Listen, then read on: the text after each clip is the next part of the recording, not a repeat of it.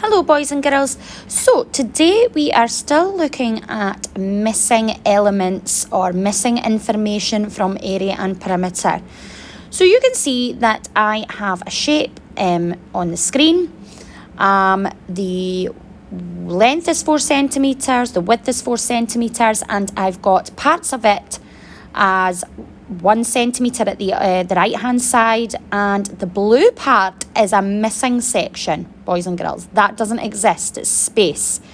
And then it's got 2 centimeters along that missing space, and then it's got 2 centimeters at the other side. Now, what I want you to do is we're going to have a wee think about how could we split this up. So what we need to do is we need to find out the area of this shape, okay? So could we do that by splitting it up, what we already know about compound shapes? So, boys and girls, you can test this out in your remote learning jotter if you want. You can test this out on Seesaw. But first of all, I want you to think about how could we split this shape up? What could we do to split the shape up to find the area? Pause the video now. Okay, good boys and girls, welcome back. You should have had a good look and thought about how you would split this up. Now, you may have a different way to do it than I would do it, but this is the way that I would split it up anyways. So, oh, it's gone out. So, we could use squares and rectangles. So, this, if we split it up here in a very dodgy way, I do apologise, we could figure out that the area of this part, 2 times 2, would be 4 centimetres squared. Yeah? That works, doesn't it? Could we split it up again, do you think? So we could do that and that and that. So that's a rectangle. So 4 times 1 centimetres would give us 4 centimetres squared for the area. Does that make sense?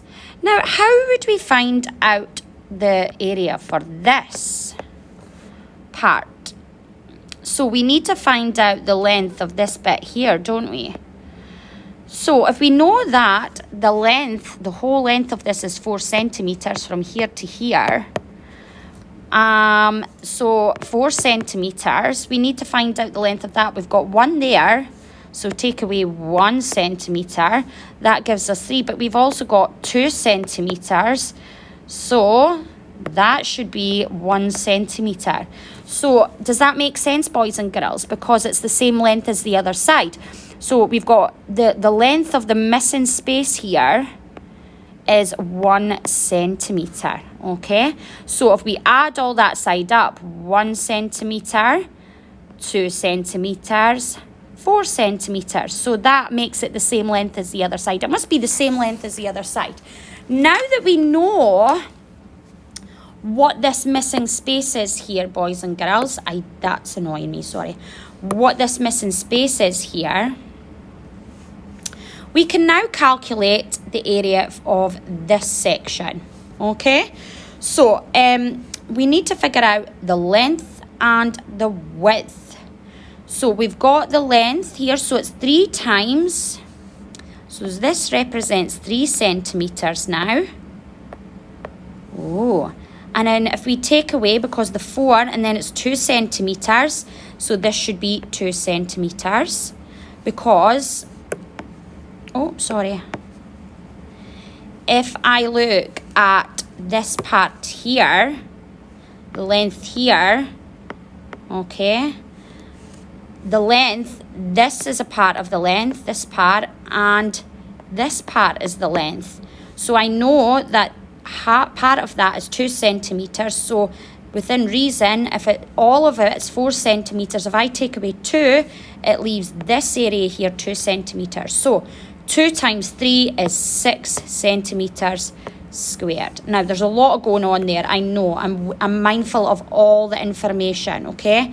So the whole area of the shape for 6 centimetres squared and 4 centimetres squared. So what do we do now, boys and girls? That's right, we add. So 4 add 4 is 6. No, I'm lying. Good Lord. 4 add 4, it's because I was looking at 6 there. 4 add 4 is 8. Then 8 add 6 is 14 squared centimetres. Makes sense? Now, who thought that was hard? Me. There is an actual easier way to do this. So let me get rid of this. And while I'm getting rid of all this information,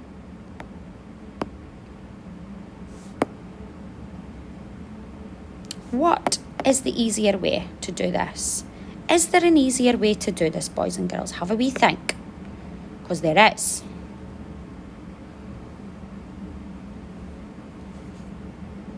That's one method. And we do like using lots of methods. Method 1.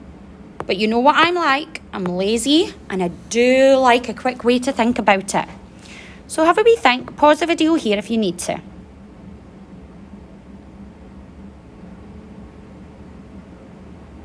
Okay, hi boys and girls. So, there is another way. Method 2. Did you notice that this was a complete square? So when Mrs. Moran figured out that this side was 1 centimetres and every other side was, this equals, all this length equals to 4 centimetres, and this side is 4 and this side is 4, then it's reasonable for me to say that this is 4 centimetres as well. So did anybody know that this was a complete square? If you did, well done. So, excuse me, put this up. So if you did, well done. Would it be easier for us to calculate the whole shape, do you think, boys and girls, using what we know of the area of a square? Do you think that would work? Okay, so 4 times 4, that would give us the area of the whole shape, okay? Because we know that all sides of a square are the same size.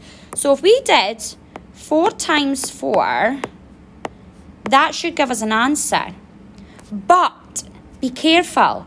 Remember, we know the side of this. Remember, we have the blue part is space. It's not, there's nothing there. That represents a space. So what we need to do is calculate the space within the square.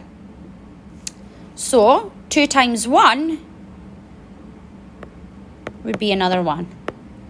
Now, if that doesn't exist, that isn't a part of the shape, that dark space, then we need to take it away, don't we, to get the answer. Now, let's see if this method 2 works like method 1, because method 1, there was a lot of work. Method 2 seems a lot easier. So 4 times 4 is what, boys and girls? 16. Well done. Okay, 16 squared centimetres. So what we are saying is all of this space, all of this, including that part there, is 16 square centimetres. But the blue section, the dark blue section, is just bare space. There's nothing there. Okay, it does not exist. So we need to take a part of that out to get the accurate solution for the light blue space. So what we need to do is we need to find out the area of the 2 times 1. So we 2 times 1. 2 times 1 is 2. And then we are taking it away. So 16 square centimetres, take away 2 gives us 14 square centimetres. Okay, boys and girls.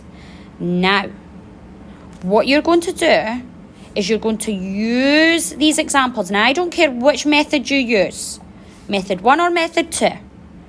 You might need to watch this video over a few times. You might need to say, right, I like method 1, but I'm going to have this video on the background whilst I'm completing my worksheet. That's fine by me.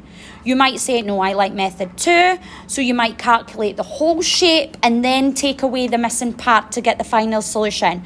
I don't mind, and you might have your own way. And if you do have a cooler way to do it, by all means, send me it, because you know how excited I get about it. But That is your task for today. There is an attached worksheet for you to practice this learning. Off you go.